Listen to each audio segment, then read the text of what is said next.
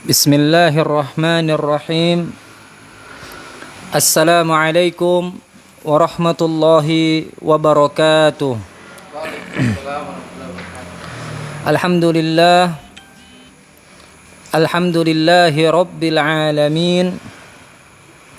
Wassalatu wassalamu ala sayyidina Muhammadin ashrafil mursalin.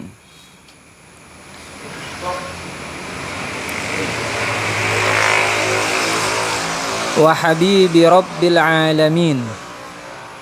Wa sayyidi waladi Adam ajma'in. Wa ala alihi wa sahbihi at-tayyibin at-tahirin. Allahumma la sahla illa ma ja'altahu sahla wa anta taj'alul hazna idza syi'ta sahla. Allahumma allimna ma jahilna wanfa'na bima 'allamtana wa zidna ilma ya rabbal alamin. Allahumma rzuqna al-ikhlas fi niyyati wal qawli wal amal lillahi ta'ala. Para pemirsa netizen Gorontalo yang dirahmati dan dimuliakan oleh Allah Subhanahu wa taala, puji dan syukur marilah sama-sama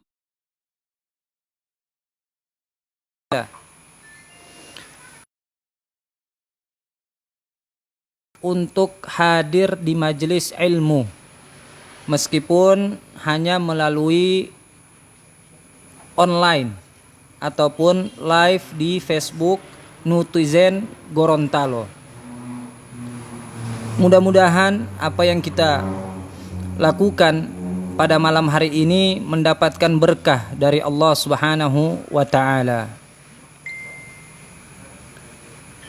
Salawat serta salam kita hadiahkan kepada baginda Nabi besar Muhammad sallallahu alaihi wasallam, kepada keluarga, para sahabatnya, serta orang-orang yang senantiasa konsisten ataupun istiqamah di dalam belajar dan mengamalkan ajaran-ajarannya. Hadirin para pemirsa netizen yang dirahmati dan dimuliakan oleh Allah Subhanahu wa taala, Rasulullah, sahabat Rasulullah sallallahu alaihi wasallam itu pernah mengatakan di dalam sebuah hadis,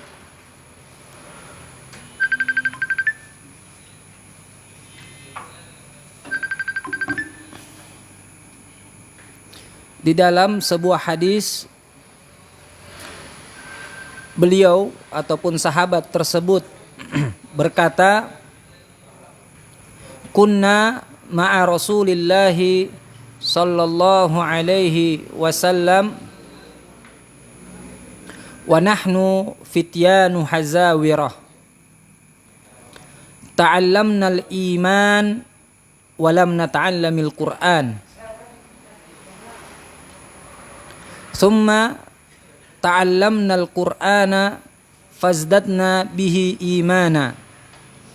Jadi sahabat Rasulullah sallallahu alaihi wasallam yang bernama Jundub ibn Junadah itu pernah berkata terkait hal-hal yang berkaitan dengan pentingnya seseorang belajar ilmu al-aqidah, yang merupakan ilmu yang harus didahulukan dari segala ilmu. Jadi ilmu yang pertama kali yang dituntut oleh seseorang adalah ilmu tauhid, sebagaimana di dalam hadis yang telah saya bacakan tadi.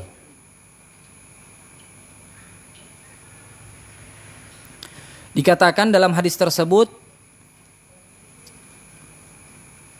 kunna ma'a Rasulillah sallallahu alaihi wasallam, bahwasanya kami bersama Rasulullah sallallahu alaihi wasallam, wa nahnu fityanu hazawirah, dan kami pada saat itu fityan hazawirah.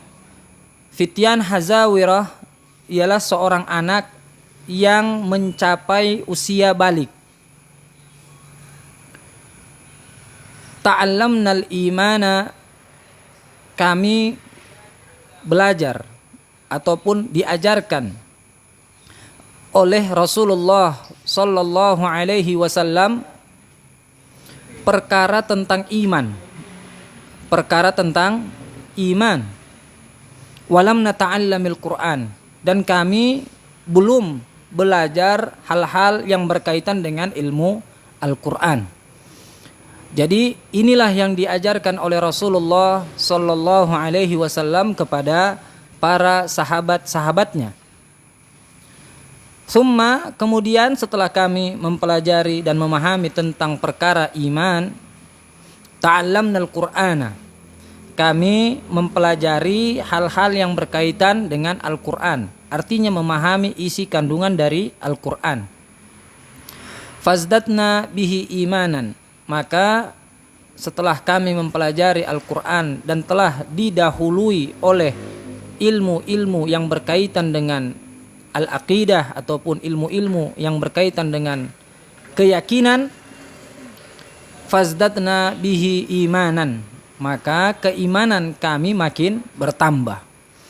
Jadi sebelum kita mempelajari Al-Qur'an, terlebih dahulu kita mempelajari ilmu-ilmu yang berkaitan dengan Allah Subhanahu wa taala, yaitu ilmu at-tauhid, ilmu kalam, yang membahas tentang bagaimana cara mengetahui Allah Subhanahu wa taala. Sehingga ketika kita mengetahui apa yang menjadi sifat wajib bagi Allah Subhanahu wa taala, maka kita tidak akan terjatuh pada sesuatu yang bisa menyebabkan seseorang keluar dari Islam. Jadi perlu dipelajari untuk menghindari segala hal yang menyebabkan batalnya iman. Hadirin para pemirsa netizen Gorontalo yang dimuliakan oleh Allah Subhanahu wa taala,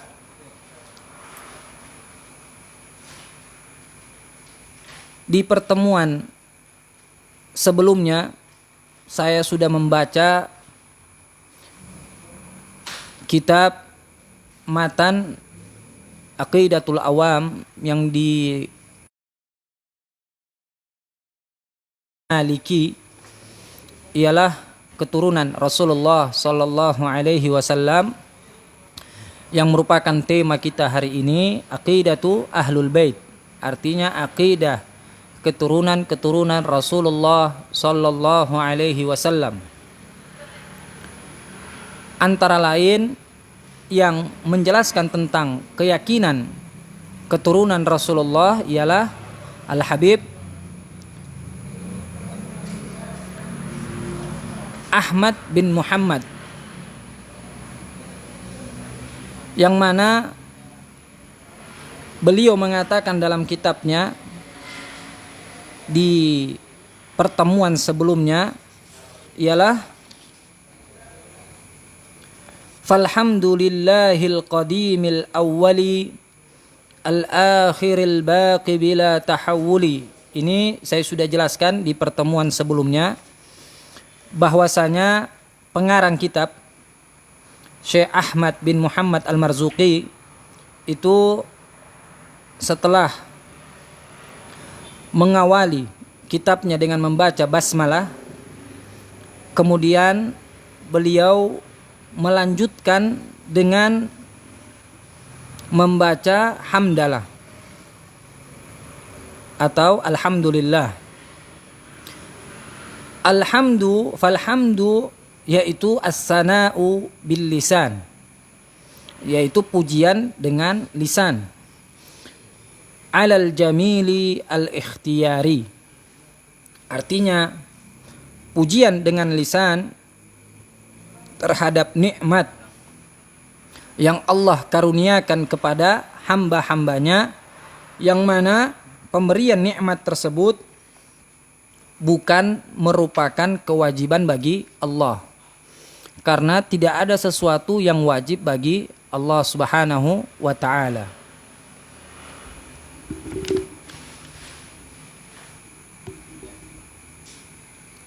Jadi dalam akidah ahlu sunnati wal jamaah bahwa pemberian nikmat kepada makhluk bukan merupakan kewajiban bagi Allah. Ini keyakinan ahlu sunnati wal jamaah. Karena tidak ada sesuatu yang wajib bagi Allah. Memberi nikmat kepada makhluk adalah al-fadlu, karunia dari Allah.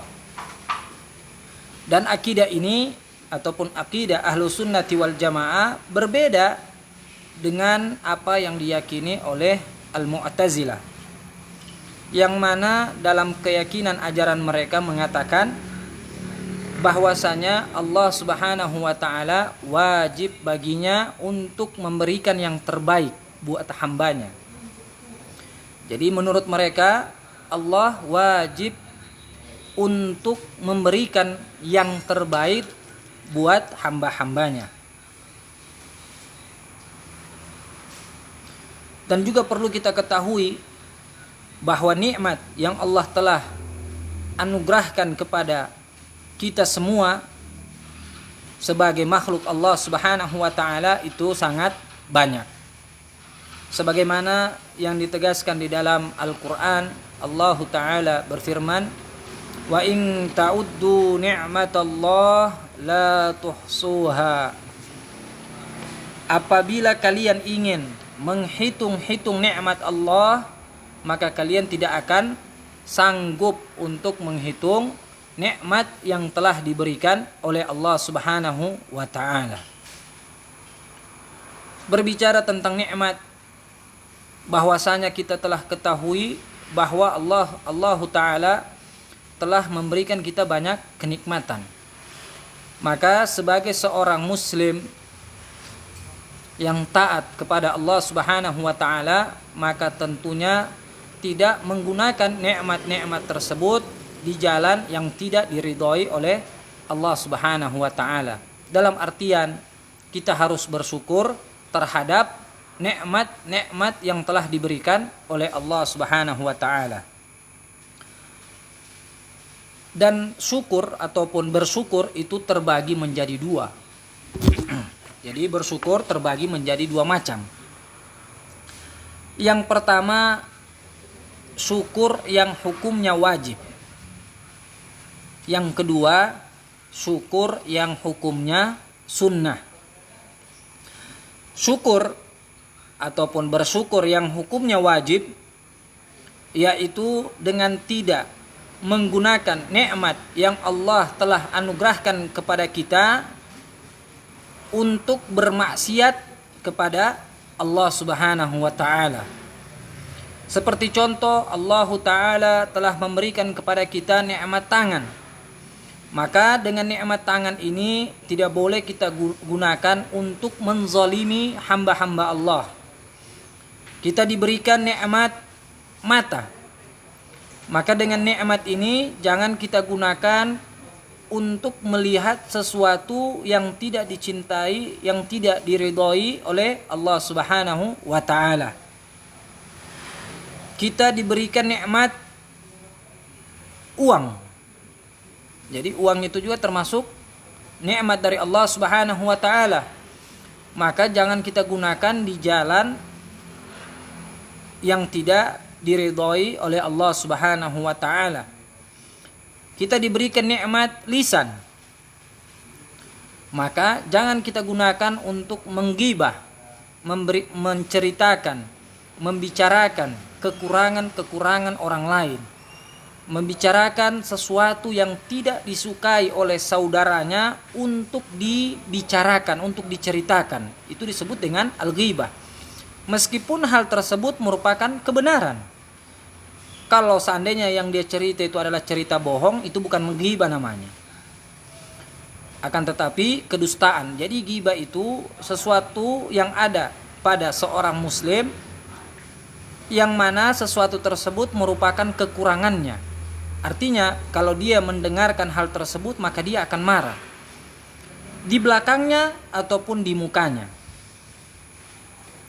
Di belakangnya itu juga merupakan dosa, di depannya dosanya double, karena dia akan mendengar langsung, dan tentu sakit hatinya melebihi dari ketika dia mendengar hal tersebut bukan di hadapannya, dia tidak menyaksikan. Jadi kalau dia saksikan itu dosanya double, dosa ghibah dan dosa yang dia dengar langsung dari penggibah tersebut. Jadi ini syukur ataupun bersyukur ini hukumnya wajib, yaitu dengan tidak menggunakan nikmat-nikmat Allah Subhanahu wa taala untuk bermaksiat kepada Allah Subhanahu wa taala. Kemudian bersyukur yang hukumnya sunnah, yaitu dengan memuji Allah Subhanahu wa taala dengan memperbanyak mengucapkan alhamdulillah. Jadi kalau kita mendapatkan nikmat, alhamdulillah. Kita mendapatkan cobaan, alhamdulillah. Jadi semuanya kita harus syukuri. Jadi semuanya harus kita syukuri. Seperti yang baru-baru ini terjadi di Gorontalo pada hari Jumat lalu. Itu datang air banjir ataupun air dari Kuala Gorontalo. Nah, ini kan sudah merendam sebahagian besar tempat di area Kampung Bugis. Jadi tidak boleh kita mengatakan sesuatu yang tidak dicintai ataupun diridhoi oleh Allah Subhanahu wa taala. Cukup kita katakan alhamdulillah ya Rabb. Mudah-mudahan kejadian ini bisa mengangkat derajat kami ataupun bisa menghapus dosa-dosa kami kepadamu ya Allah. Jadi kita syukuri saja. Artinya di balik kejadian itu mudah-mudahan ada sesuatu yang dirahasiakan oleh Allah Subhanahu wa taala yang merupakan nikmat-nikmat yang akan diberikan kepada kita, sehingga hal tersebut bisa menjadi yang terbaik buat kaum muslimin yang ditimpa ujian tersebut. Kemudian dalam bait syairnya tadi, falhamdulillahi al-qadimil awwali. Kemudian pengarang kitab menyebut beberapa nama Allah. Beberapa nama Allah. Jadi Allah Subhanahu wa taala sebagaimana yang dijelaskan itu memiliki nama 99 yang dikenal dengan Asmaul Husna. Ini nama lain dari Allah Subhanahu wa taala. Yang pertama disebutkan Al-Qadim. Kemudian yang kedua Al-Awwal.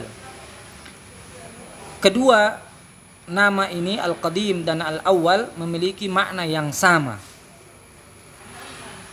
yaitu bahwasanya Al-Qadim dan Al-Awwal ialah zat yang tidak memiliki permulaan. Tidak seperti kita makhluk. Jadi kita makhluk Allah itu memiliki permulaan. Artinya kita diawali oleh ketiadaan. Sedangkan Allah Subhanahu wa taala ada. Allah itu ada. Kita katakan Allah ada. Tetapi keberadaan Allah Subhanahu wa taala tidak didahului oleh ketiadaan. Jadi tidak ada yang menciptakan Allah, karena Allah sang pencipta. Makanya dikatakan Al-Qadim, Al-Awwal, yaitu zat yang tidak memiliki permulaan. Tidak seperti makhluk-makhluknya.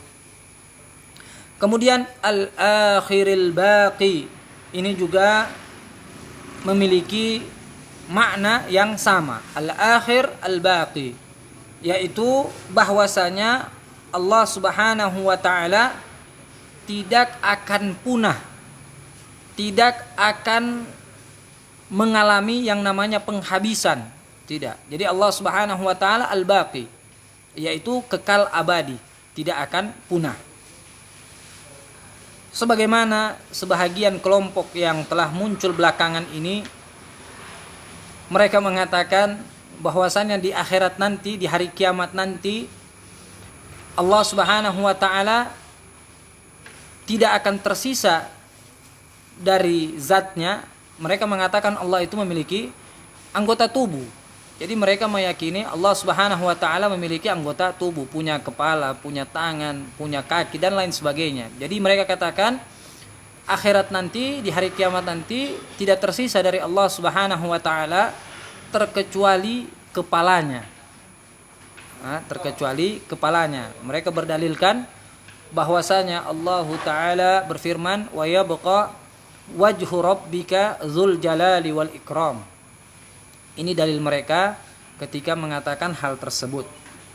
Maka akan tetap wajah di sini mereka artikan sebagai makna anggota tubuh. Padahal wajah di sini tidak diartikan sebagai makna anggota tubuh. Sebagaimana para ulama tafsir menafsirkan ayat ini, wa yabqa wajhu rabbika, akan tetap mulkullah, kekuasaan Allah Subhanahu wa taala. Yang mana pada saat itu segala hal akan dipunahkan oleh Allah Subhanahu wa taala terkecuali beberapa makhluk yang Allah Subhanahu wa taala telah tetapkan bahwa mereka itu akan menetap, seperti surga. Jadi surga tidak akan punah.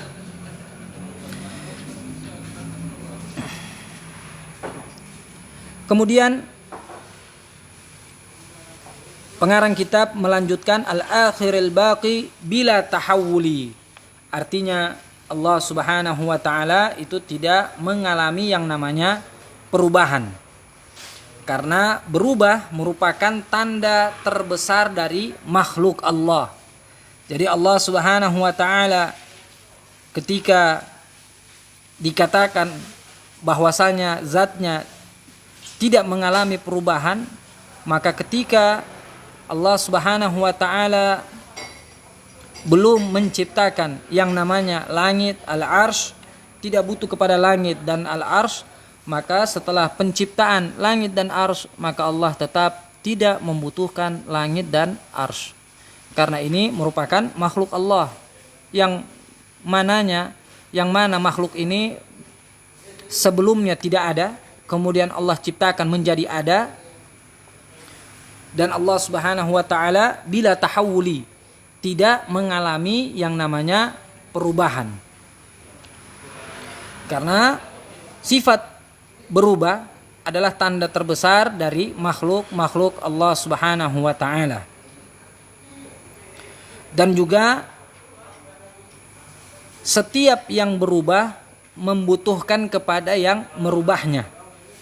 Dan sesuatu yang membutuhkan pada yang lain itu lemah, dan sesuatu yang lemah mustahil menjadi Tuhan semesta alam. Kemudian yang terakhir,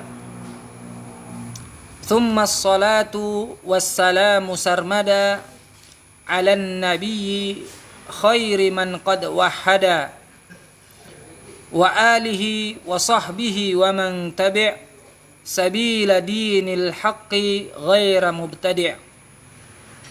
Kemudian pengarang kitab Syekh Ahmad Al-Marzuqi melanjutkan kitabnya dengan membaca salawat kepada Rasulullah sallallahu alaihi wasallam dan juga kepada keluarganya, para sahabatnya, serta seluruh orang-orang yang mengikuti agama Islam.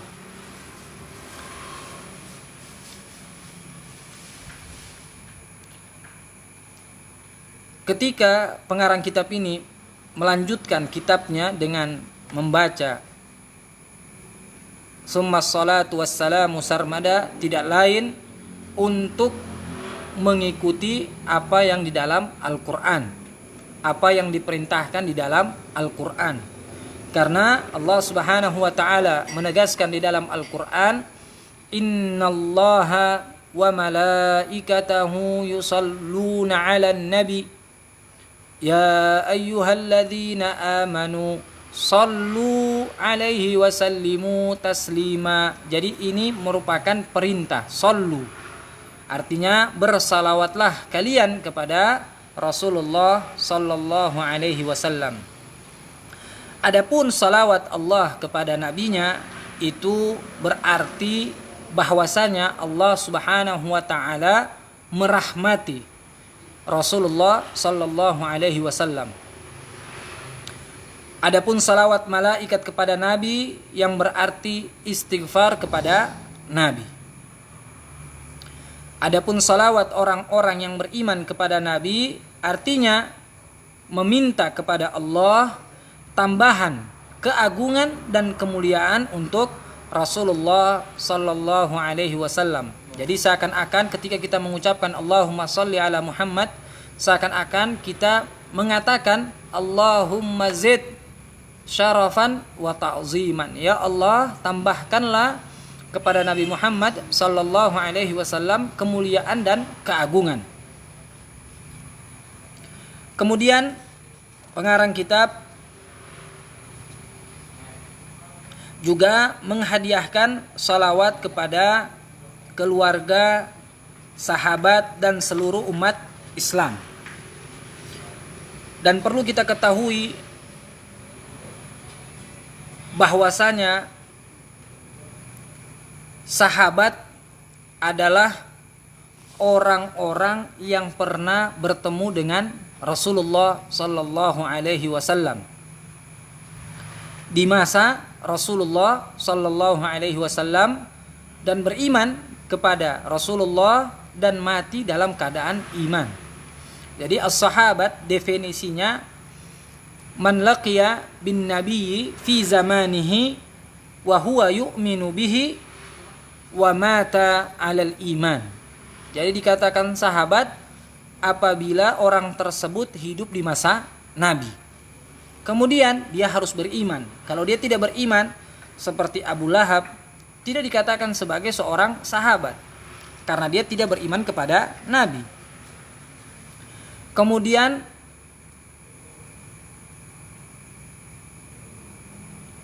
beriman kepada Nabi kemudian di masa hidup Nabi. Di masa hidup Nabi. Jadi tidak dikatakan sebagai seorang sahabat orang yang mimpi Rasulullah. Jadi dia mimpi Rasulullah ketika dia tidur dan ini merupakan nikmat yang sangat luar biasa. Orang-orang yang mimpi Rasulullah maka dijamin dia akan meninggal dalam keadaan husnul khatimah. Jadi apabila seseorang ingin bermimpi bertemu dengan Rasulullah, maka hendaklah dia memperbanyak sholawat kepada Rasulullah sallallahu alaihi wasallam.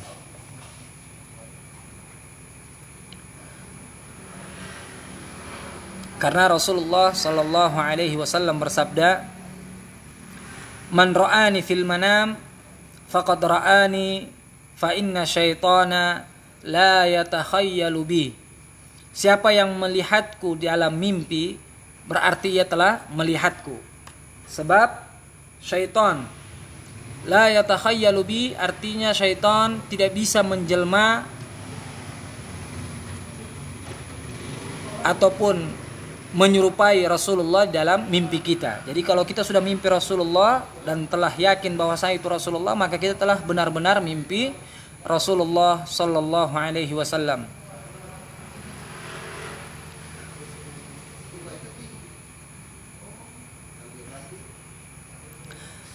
Itu definisi sahabat. Sekarang keluarga Nabi.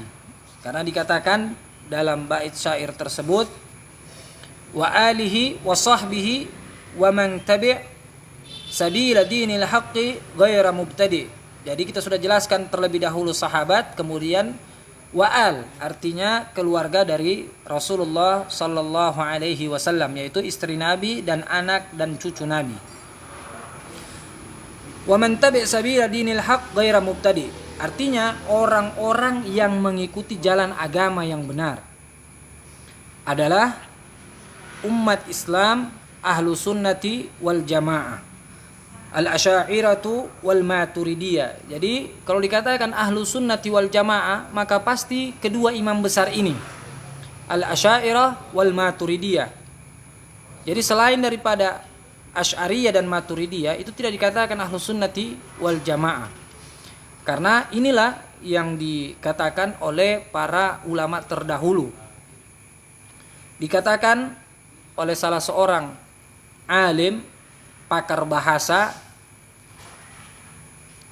iza utliqa ahlu sunnati wal jamaah, apabila dikatakan ahlu sunnati wal jamaah, fal muradu bihim al asyairatu wal maturidiyah, maka yang dimaksud adalah para pengikut Abul Hasan al Ash'ari dan Abu Mansur al Maturidi. Jadi kepada mereka lah dinisbatkan, disandarkan ahlu sunnah wal jamaah. Kemudian ada sedikit tanbih, artinya hal-hal yang perlu kita perhatikan,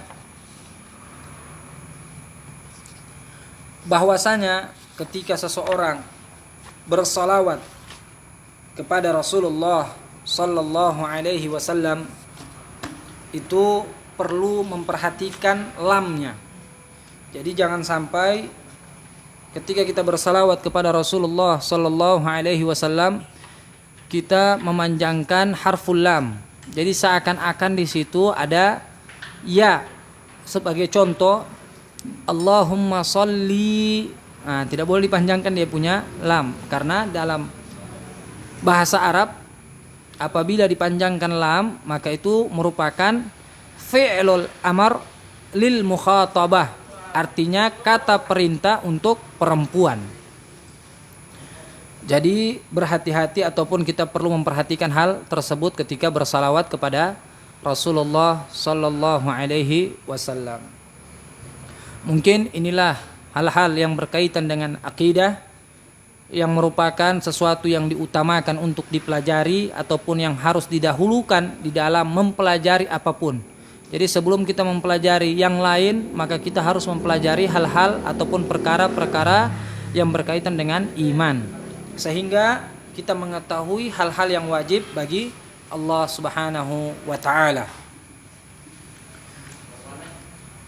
Karena akhir-akhir ini itu di YouTube tidak sedikit ya kelompok-kelompok yang berbicara tentang Allah, kelompok-kelompok yang mengkafirkan ataupun mengatakan bid'ah, ataupun bid'ah yang mereka maksud di sini adalah bid'ah yang mengantarkan orang tersebut ke dalam neraka. Waliyazubillah. Jadi sangat mudah bagi kelompok tersebut untuk mengkafirkan kaum muslimin hanya karena tidak melakukan sesuatu yang tidak dilakukan oleh Rasulullah sallallahu alaihi wasallam. Jadi mereka berdalilkan bahwasanya kullu bid'atin dhalalah. Jadi ini hadis mereka, bahwa setiap perkara yang tidak dilakukan oleh Nabi maka pelakunya adalah pelaku kesesatan. Sehingga mereka yang melakukan maulid Nabi, mereka yang barzanji, arwah hari ketiga, 7, 10, 40, kemudian 100, itu mereka katakan sebagai pelaku bid'ah, dan mereka katakan ini akan menjadi ahlun nar, sebagaimana yang disabdakan oleh Rasulullah sallallahu alaihi wasallam, kullu bid'atin dhalalah wa kullu, perkara bid'ah itu adalah sesat dan setiap kesesatan itu di neraka. Kita katakan hadis ini adalah hadis yang benar, akan tetapi apa yang kalian pahami tentang hadis ini bukan seperti apa yang dipahami dan dijelaskan para ulama terdahulu. Karena kata kullu di situ tidak berartikan semuanya. Tidak berartikan semuanya. Karena hadis ini ditafsirkan dengan hadis lain. Jadi hadis Nabi itu ada banyak. Dan setiap hadis itu saling menguatkan. Tidak ada hadis Nabi itu saling bertentangan. Artinya setiap hadis pasti saling menguatkan. Mana hadis yang menjelaskan hadis kullu bid'atin dhalalah? Apa yang diriwayatkan oleh istri Nabi, bahwasanya dikatakan oleh Rasulullah sallallahu alaihi wasallam, man ahdasa fi amrina hadza ma laysa minhu fahuwa rad. Ini yang menjadi penjelas dari hadis kullu bid'atin dhalalah. Man ahdasa, barang siapa yang membuat hal baru, fi amrina ay fi amrid din, hal baru dalam agama, ma laisa minhu, yang bukan bagian dari ajaran Islam. Nah, coba kita perhatikan hadis ini. Ma laisa minhu, bukan bagian dari ajaran Islam. Fahuwarat, maka ini yang tertolak, maka ini yang termasuk bid'ah ad-dhalalah. Nah, jadi perlu kita ketahui bahwa hadis kullu bid'atin itu telah ditafsirkan oleh hadis Aisyah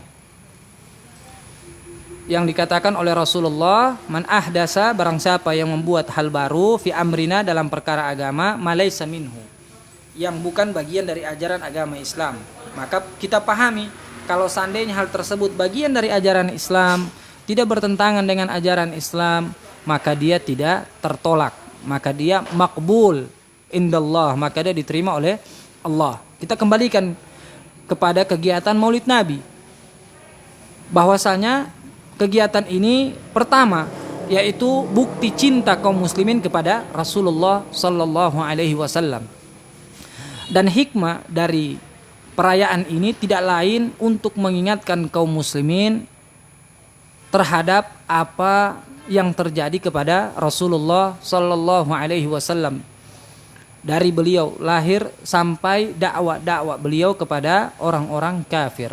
Kemudian mukjizat artinya berbicara tentang sirah, kisah-kisah yang dialami oleh Rasulullah sallallahu alaihi wasallam.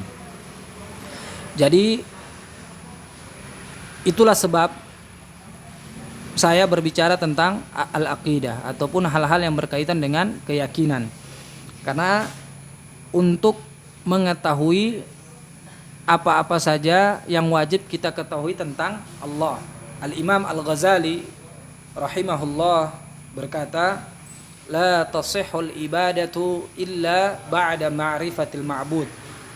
Bahwasanya seorang hamba tidak akan sah ibadahnya terkecuali setelah mengetahui Tuhan yang dia sembah. Hadirin para pemirsa Nutizen yang dirahmati dan dimuliakan oleh Allah Subhanahu wa taala, mungkin inilah yang dapat saya sampaikan. Mudah-mudahan bisa bermanfaat. Hadanallahu wa iyyakum ajma'in. Wallahul muwafiq ila aqwamit thoriq. Assalamualaikum warahmatullahi wabarakatuh.